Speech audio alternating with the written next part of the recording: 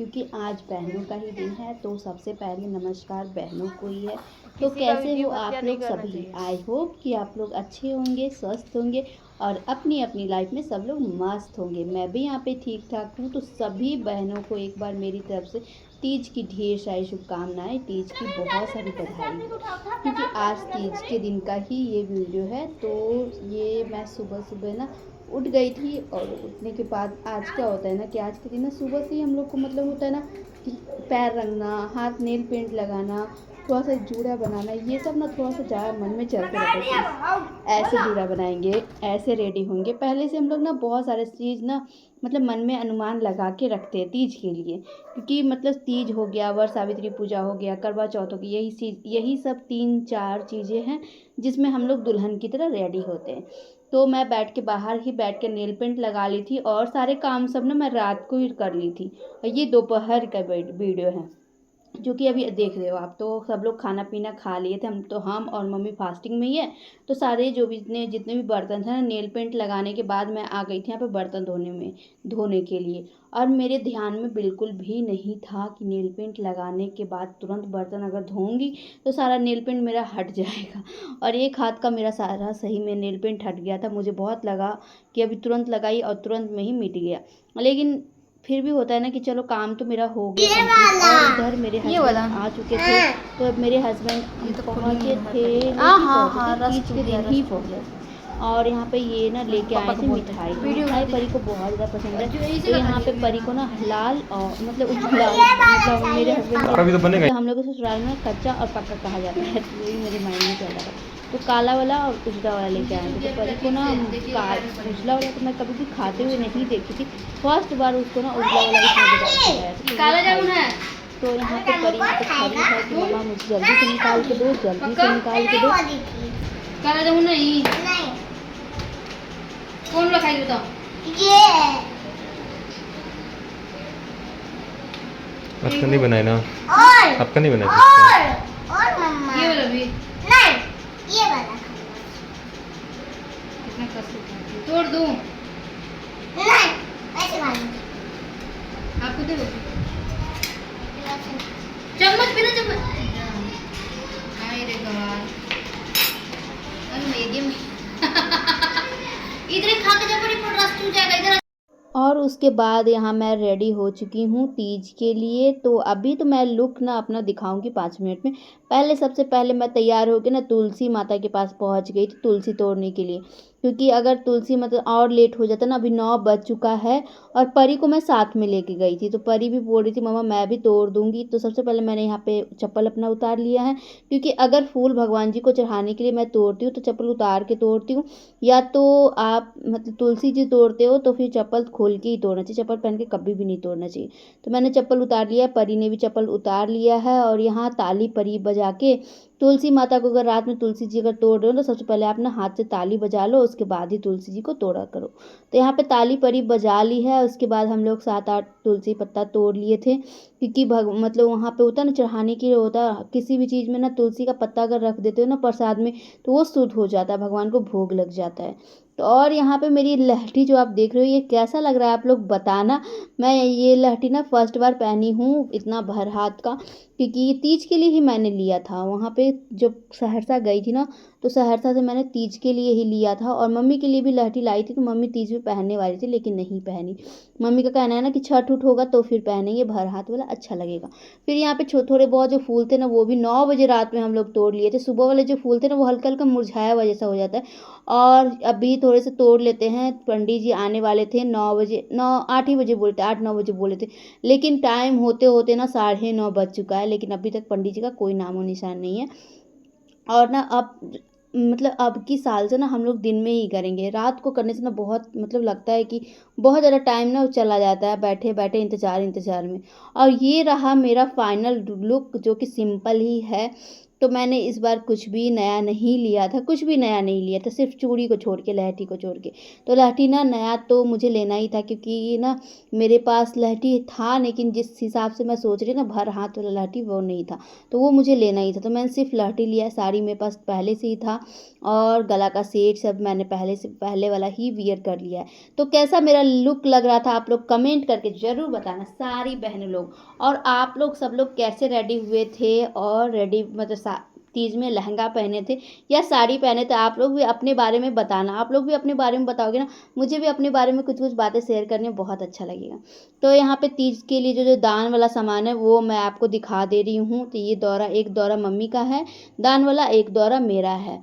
तो यहाँ पे तीज का हम लोग तैयारी किए थे, सारा कुछ यहाँ मम्मी की है, क्योंकि मुझे उतना समझ नहीं आता जितना मम्मी लोग समझती है। ये रहा मेरा सिंदूरा छोटा वाला, मेरा शादी वाला सिंदूरा जो है ना वो ससुराल में ही रह जाता है। हर साल मैं सोचती हूँ कि लेके आऊँगी, जहाँ पूजा करूँगी वहाँ साथ साथ रखूँगी, लेकिन हो नहीं पाता, कहाँ कहाँ ढो के ले जाऊँ, इसीलिए ना वहीं पे छोड़ देती हूँ। और ये मम्मी का सिंदूरा है, तो ये शादी का नहीं है, शादी के बाद मम्मी ली है। और मेरे पास है एक सिंदूरा जो है, जो बोल रही हूँ मैं, वो वहीं पे शादी का ही है। और ये मैंने कुछ दिन पहले ही लिया था वट सावित्री पूजा में। और ये गौरी, एक ना गणेश जी है और एक शंकर जी है, जो कि मम्मी ने बनाया। एक गोबर से बना हुआ है और एक मिट्टी और बालू से बना हुआ है। तो वो मतलब शंकर जी और गणेश जी को मम्मी अभी नीचे रखी है, जब पंडित जी आएंगे तो ऊपर भी स्थापित होंगे। ये केला का पंडाल यहाँ पे बन चुका है, केला का पत्ता का। तो ये जो पंडाल बनता है ना बहुत अच्छा लगता है, देखने में बहुत अच्छा लगता है। जब तक पंडाल नहीं बनता है ना तब तक पूजा ना बहुत अधूरा जैसा लगता है, सूना सूना जैसा लगता है। अब पंडाल बन जाता है तो पूरा मतलब लगता है कि हाँ पंडाल बन गया और फिर भगवान जी विस्थापित हो गए। तो यहाँ पे डोलची मम्मी जो जो चीज़ मतलब रहता है पूजा पाठ का सारा कुछ एक जगह करके रखी है पंडित जी के आने से पहले। और यहाँ फिर पंडित जी आ चुके हैं। तो आप लोग पूरा वीडियो देखना, पूरा वीडियो ना रियल वॉइस के साथ ही मैं लगा देती हूँ, क्योंकि मतलब होता है ना ऊपर से अगर वॉइस करते हैं तो उतना अच्छा नहीं लगता जितना कि रियल वॉइस लगता है, आवाज़ अच्छा लगता है।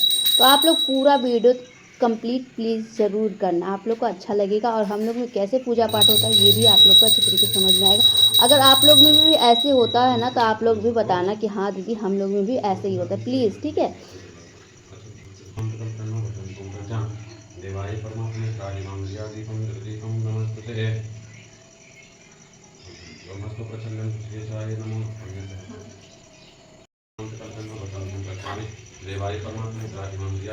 दीपं नमस्ते। ओम नाभ्याया तेनतरिक्षणं कृष्णवचनवत्तापरभ्यां भूमि विशाश्वतां फालोकान्तकल्पेन्नः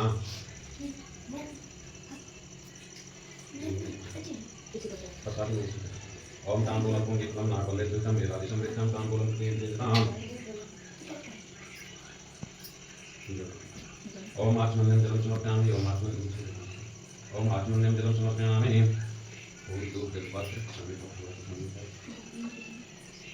ओम माल्यादि सुगंधानि माल्यादि विप्रभुल्यातादि पुष्पाणि पुष्पाणि कांदा सुगंधि पुष्पा परिवार चतुर्दशे सतेन त्रिकलक्ति गुणकार श्रीनेत्रत्रयम् इदं पापसंहारं विपत्र सुरतं काशिवासी निवासी च कारभैरव कोष्ठां परिश्रमं विचरन् सर्वभूतानां शान्तो भवे प्रियम्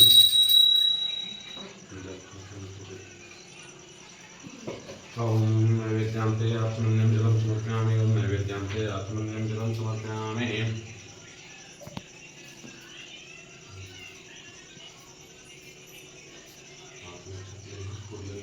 कालकालैकपालमालाकृतशेखराय दिगम्बराय च दिगम्बराय नमः शिवाय च नमः शिवाय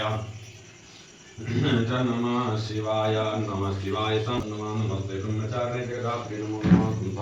भुजाओं से आकाश को लिखता हुआ दिखाई देता है। उसका आकाश का स्पर्श इस प्रकार है जैसे कोई अपने मित्र के मंदिर को छू रहा हो।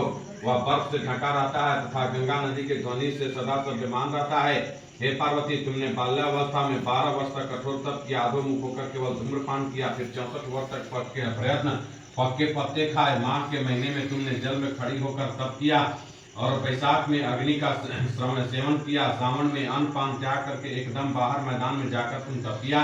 तुम्हारे पिता ने तुम्हें इस प्रकार के कष्टों में देखकर घोर चिंता से व्याकुल हो गए। उन्होंने विचार किया कि यह कन्या किसी को दी जाए। उस समय ब्रह्मा जी के को समर्पण करना ही उत्तम है।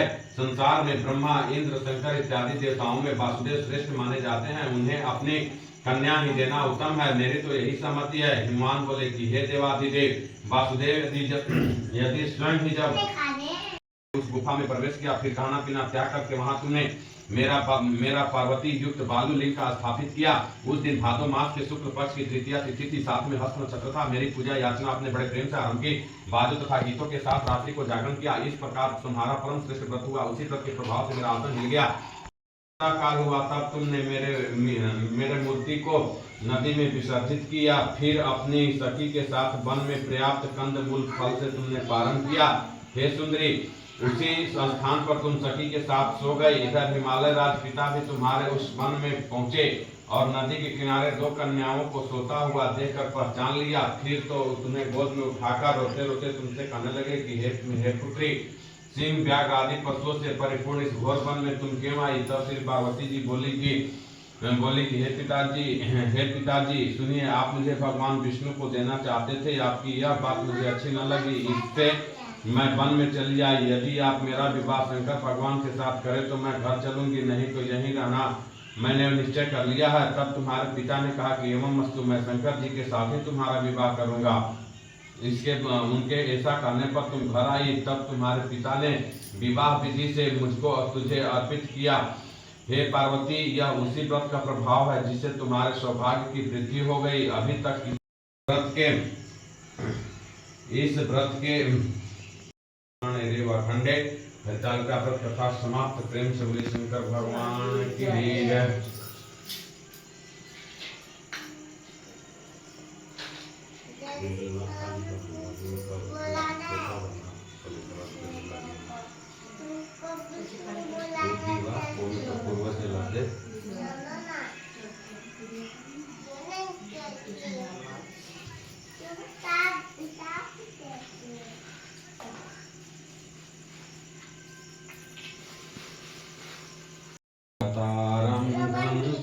रसारं भुजगेन्द्रारं जलावसन्तं हृदयारविन्दे भवं नमामि सहितं नमः।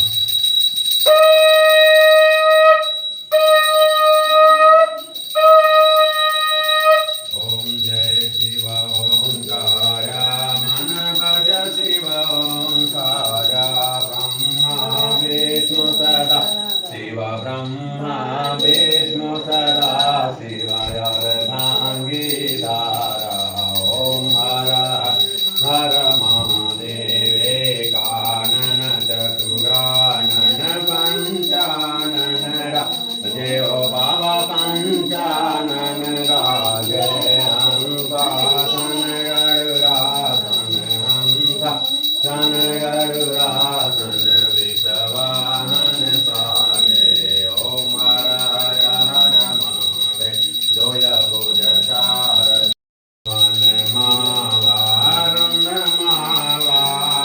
के बाद पूजा कंप्लीट हो चुका है, तो मैं पूरे घर में यहाँ पे दिया दिखाने के लिए आ गई हूँ आरती। तो सबसे पहले जिस रूम में हम लोग रहते हैं उस रूम में दिखा लेते हैं, उसके बाद फिर साइड वाले रूम में दिखाएंगे। तो पूरे घर में आरती दिखा देते हैं ना, तो पूरा घर मतलब अच्छा लगता है, शुद्ध लगता है। ठीक है, तो यहाँ पे आरती दिखाने के बाद सब लोग को मैं, जितने मम्मी उम्मी सबको मैं आरती दे दूँगी। तो आरती भगवान जी को पहले दिखाया जाता है, उसके बाद ही सब लोग को आरती पड़ता है। उसके बाद यहाँ पर हम लोग का पूजा कंप्लीट ही हो चुका है। उसके बाद मेरे हस्बैंड और मेरे बेटी दोनों साइड में खड़े होकर पूजा पूरा देख रहे थे। यहाँ पे दान मम्मी ने दे दिया है, मैंने भी पंडित जी को दान दे दिया। उसके बाद मौली धागा यहाँ मेरे हस्बैंड और फिर परी बंधवा चुकी थी। उसके बाद भगवान जी को प्रणाम कर लिए। तो ये देख सकते हो कितने प्यारे हम लोग के गौरी गणेश लग रहे हैं। तो आज का ब्लॉग वीडियो आप लोगों को कैसा लगा फ्रेंड्स, बहनें, आप लोग ज़रूर बताना। और मेरे चैनल पर अगर नए होगे तो मेरे चैनल को सब्सक्राइब करके जाना। Bye bye.